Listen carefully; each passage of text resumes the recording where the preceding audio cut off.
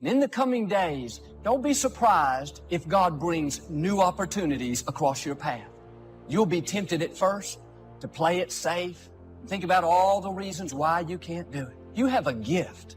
You have something to offer. Don't use your God-given talents for the wrong purposes.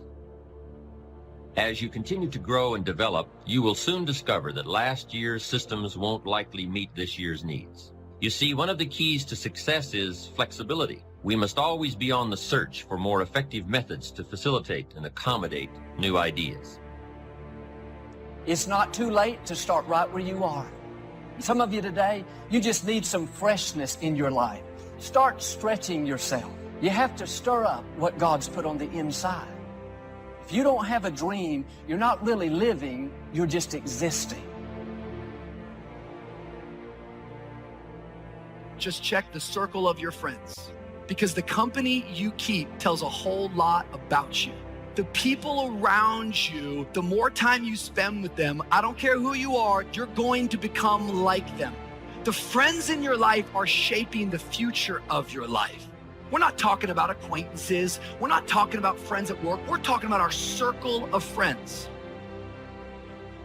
A lot of people don't ever do the things they're capable of doing because they allow themselves to go along with the crowd, following the crowd. And they find themselves in relationships with people who are addicted to mediocrity, and they allow their behavior to influence their behavior, following the crowd. Many people don't do it because of the fact that they allow their lack of self-confidence to immobilize them. The older I get, the more and more I am convinced that people are borderline obsessed with what's next. I think it's important that you have a vision for your life, and I think it's important that you have an idea of where you're headed, but if you're not careful, you'll get so obsessed with what's next that you'll miss out on what is right now. If you're in college, everyone's like, where are you gonna work? You work for a little while as a single person, everyone's like, when are you gonna get married? You get married, everyone's like, when are you gonna have kids? I'm like, when are you gonna shut up? People are always pushing us into the next season, because there is this notion and this idea that somehow the grass is green over the fence on the other side. But it takes a mature man of God to recognize the grass is not greener on the other side. The grass is simply green where you choose to water the grass. Some of you have been doing time on a deadbeat job, and every morning you have to make yourself get up out of the bed and go to work. Pull a smile on your face, because you know you just serving time. I don't care how bad it looks. I don't care what the circumstance is. Keep the faith. God has not forgotten you. Keep the faith. Just as God has divine connections lined up for you, people to encourage you, push you forward, He's also lined up people that will try to stop you, discourage you, try to make you look bad. And if you don't understand this principle, you'll get discouraged. That opposition wasn't meant to stop you. It was meant to establish you. When you overcome, you will not only step into a new level of your destiny, but everyone around you will see the favor of God is on your life. Well, I think the things that are bad that happen in life can either teach you or break you. And you got to decide what you want them to do. I vote that you allow it to teach you. I vote that you learn from these people, that you learn how to forget about the past, that you learn how to ignore people that are negative, that you learn to control your vengeful ideas, and that you learn to move on into the future where you're going to meet better people and better times are to be had. That's what I would recommend. Your miracle is never in what you lost. It is always in what you have left. And so when you start looking at what you have left, stop grieving over what you lost. Because if you needed it, you wouldn't have lost it. It might only be a pot of oil, but if it's left, the miracle's always in what's left. I'm not telling you to change your heart and your desire to help people. What I am trying to tell you is that your circle should not be full of people that are pulling you down. Your circle should be full of people that are pulling you up. Someone say, check your circle. You can't honor people further than you. You can't reach up. Instead, you're more comfortable with everyone at your level or beneath you because it feeds your ego that you're needed. If you're the smartest person in your group, you need another group.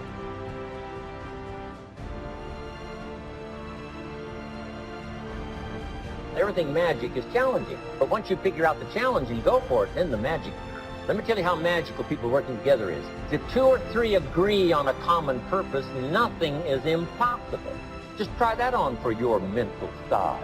If 2 or 3 agree on a common purpose, nothing's impossible. Everybody's looking for a challenge. Here's what I teach. Here's the best challenge in the world. Let's go do it. Not you go do it. Let's go do it. If 2 or 3 of us decide on a common purpose to do it, nothing's impossible. Working together, organizing. When everybody's an independent, now it's a little more challenging. It is challenging. You've got a variety. But that's what makes life the variety. Don't isolate yourself and think, well, I'm strong enough.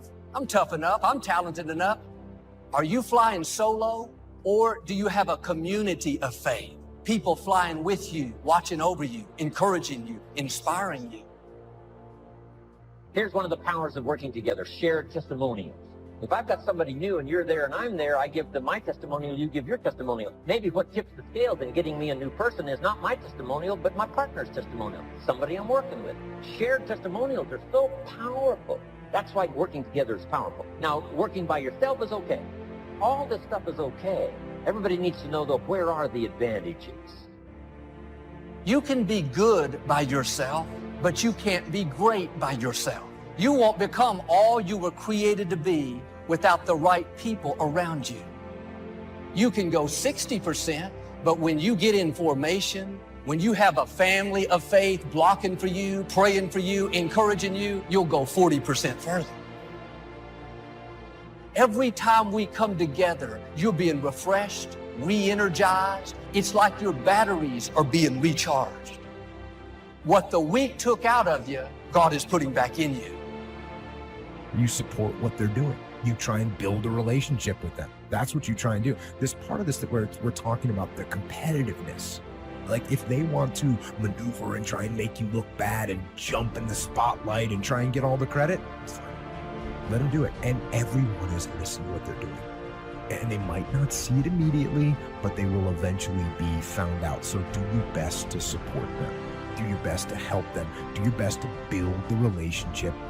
Make the mission the most important thing, not the little politics that you're about to dive into and get involved in. Don't make that the primary thing. Make the primary thing accomplishing the mission. I do think that and it's not just in sport, but with other things, I do believe that the more you repeat certain things, whether it is writing, working on your, whether it's cursive letters or whatever it is, like when you work on something and you keep doing it over and over, it's inevitable that it will get better. And by that, you're creating this feeling of repetition, which leads to discipline. Like, you can do it over and over again. If discipline comes from somewhere else, it's very, very hard to remain consistent because you tend to resist. It's wild because I see trainers and they're in the gym with people and the guy or girl that they're working out hates their workout, hates it, because the discipline is coming from somewhere else. It's something that you dread every time you go in. You don't really want to do it. It's like, but oh no, my trainer's here. He's about to, beat me up and make me feel crazy. Well, the truth is, every trainer should work his way out of your life. So you can go ahead, do your own workout, do your own thing, practice self-discipline.